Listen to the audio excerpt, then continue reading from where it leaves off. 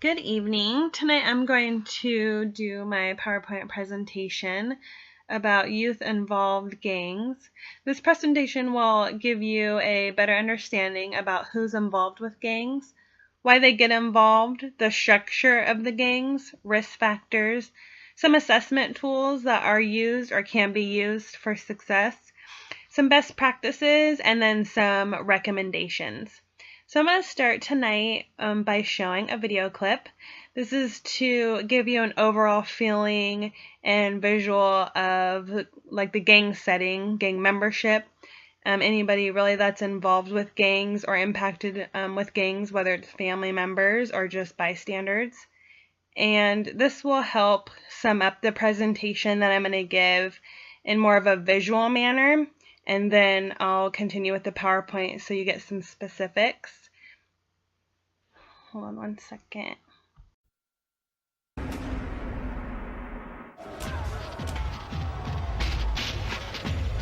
Oakland, California is in the midst of an all-out war. Violent gangs battle over turf. Drugs and money motivate killings. And one murder is always met by another in a never-ending cycle of retaliation. If you continue in your sins, all you got to look forward for is death. It has been 2 weeks since 16-year-old Ronnie Greer was murdered. Today, Oakland Police Lieutenant Ursi Joyner is returning to where Ronnie's body was found. There are no leads in the case, but one thing is certain. A series of revenge murders could follow if the police don't find the killer first. Citizens called in saying that they saw a body in this vicinity. OPD responded due to the 911 call, located Mr. Greer, who was shot, suffering from multiple gunshot wounds. At this point, we're still interviewing witnesses, family, friends, people that he had close contact with, trying to determine what led up to him being shot. You can only imagine how difficult it is. You have no eyewitnesses, very limited physical evidence. No one has the answer. No one knows. No one seen Ronnie. No one talked to Ronnie.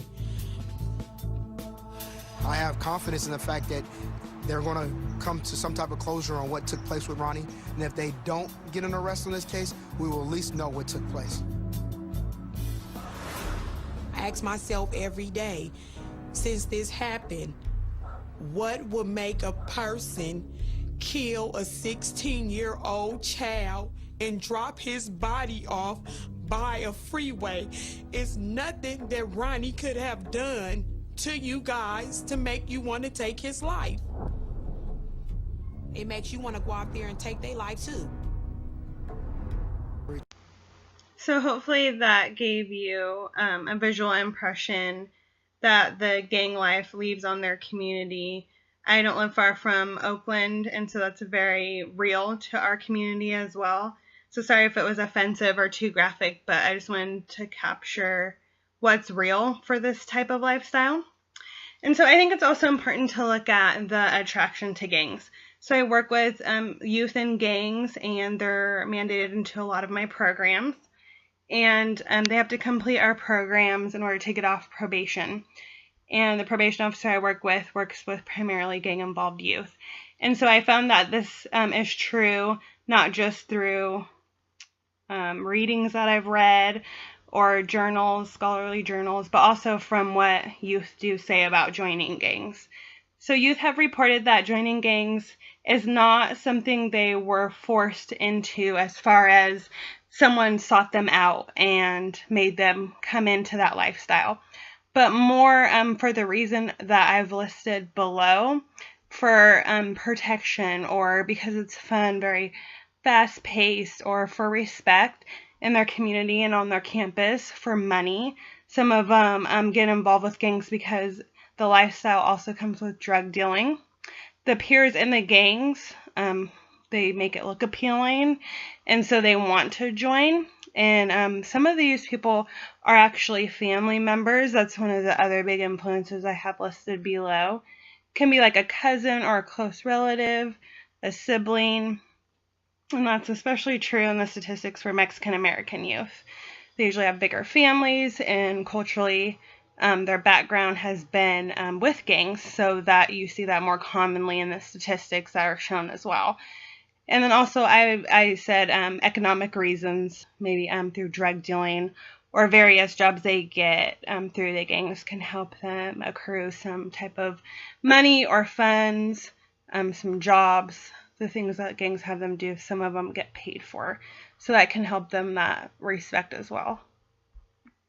I always think it's interesting to also look at recruitment. When looking at students involved in gangs, the breakdown statistically is 45% of high school students say that they are in a gang, or they at least consider themselves in a gang. 35% of middle school students say that they are in a gang or consider themselves to be in a gang. And then 46% of students in public schools report the presence of a gang and gang membership at their school. But only 2% of students report that who are a part of a private school. So just some interesting statistics in comparison to public and private school. There's a huge decrease from public school to private school. In a survey that students conducted in almost 1,300 schools nationwide, it's important to see the two statistics that are listed.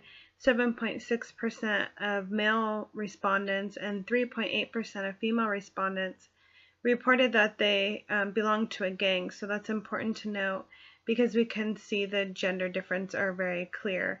And when we're designing programs, they can be geared towards primarily males because we know that's the target population. I've noted on this slide some risk factors to look further into on an individual basis. This is especially true for counselors. So if a young person meets this criteria of one or more, these are the young people that you want to talk further about, especially engaging at any at-risk behavior. I know alcohol and drug use is listed on there, and that's already an at-risk behavior, high-risk behavior for a young person.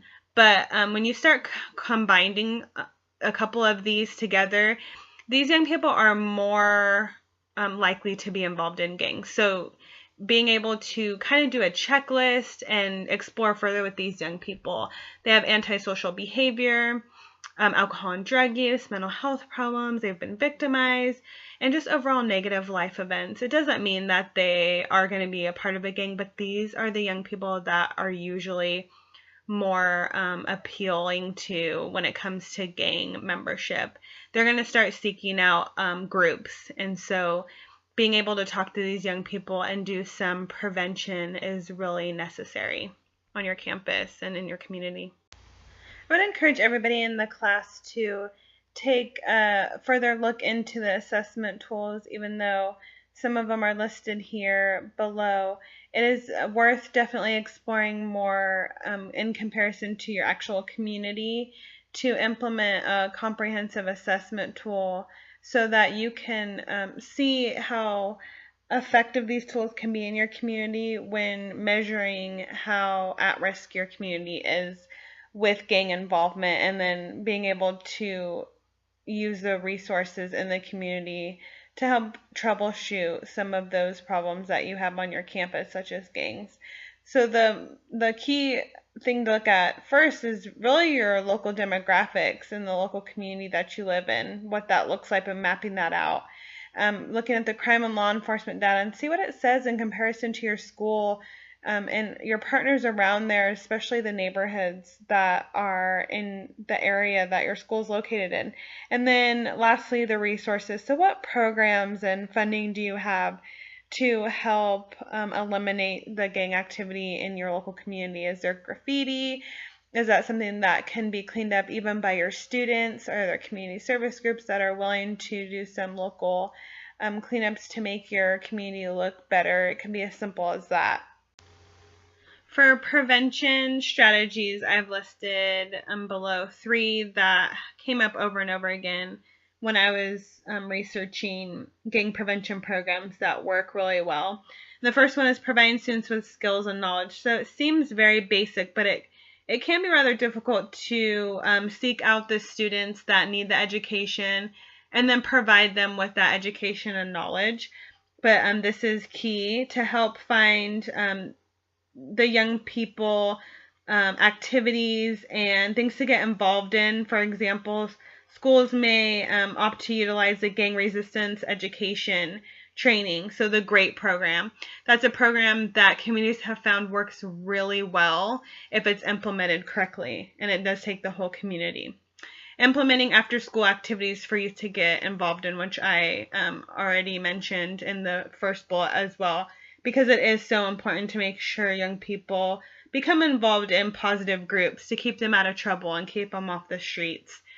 So that you're giving them other options besides the more obvious options, especially with bigger cities. It's easier to get involved in things that aren't so positive. Involving parents in gang prevention efforts. So the key that we have found is that parents are really the partner that some communities leave out that is really essential to having success. So we've made a documentary locally on what it means to involve parents and let them really know the dangers that their students are in that are involved in these gangs, especially the students that are in that leadership role that I mentioned earlier when we talk about the structure of gang. It can seem almost impossible for them to help their young person not be involved in a gang anymore. You hear this term jumping out. And so young people don't feel like they can just walk away from this group. And so helping them have viable options and really helping their parents help the young person we've found is the key to success, with accompanied with some other things like offering them jobs and offering them a safe place to live outside the community if you do live in a bigger city like Los Angeles. It can be really difficult, but that's really the success of getting youth out. The great thing about this topic is there are a lot of recommendations. So you can leave with some action steps tonight and not feel like if your campus has more risk factors for having youth involved gang members that you're helpless, right? Because we have lots of recommendations, hope, and some great prospective counselors or counselors in this class. So we are going to be just fine. So there are a lot of recommendations. Some of them I've already implemented and I know work for a fact. And we are a nonprofit organization with little to no funds, so I know it's possible. And so for your first action step, and I would encourage everybody to read all the recommendations, but I highlighted 4. The first one is provide family strengthening programs. So there is a national program called Strengthening Families. We have implemented the program in our community, and it works really well because it's a wraparound service for the whole entire family. So we run it in the evenings, once a week for the whole family, and they do skill-based classes to help them build a better bond with their family, and then also to work on skills individually that they need to work on, and skills they need to work on as a parent and a young person, a brother or sister, and then as a unit. It's really important to work well as a family, and it's a challenge for a lot of our families that have youth that are involved with gangs. So that program works really well. The second one is working on pro-social behavior. So for the counselors, we need to make sure that we're promoting as much peer bonds on campus as we possibly can. So people that eat alone aren't eating alone anymore, and connecting young people that wouldn't normally feel connected to their campus or may not have a lot of friends, maybe building a group around those young people and hosting it yourself so that they get to know each other and feel safe and more secure with some positive role models would be key and important. I do this through a leadership group, and I do it at lunch once a week, and it works really well. It makes students feel connected and like they have a purpose on their campus. And then action step 3, making sure that some of your groups or programs are gender specific. So we saw in this PowerPoint that males are at greater risk for being involved in gangs quite a bit more than females. So just keeping that in mind when you're developing groups as a counselor or different programs so that they are based for young people that really need them. Females need them too, but just remembering those statistics, they're geared towards male. And then lastly, after school programs. So I know some of you said you work in after school programs. So thank you for your hard work. I used to work in an after school program too. And your work does pay off in a great way. So if we have our young people in after school programs, either that we work in or that we can refer young people to, it's great because then they are connected after school. So making sure young people have something to do while at school, at lunchtime, passing periods, giving them a purpose while they're on campus. They're not just kind of hanging out.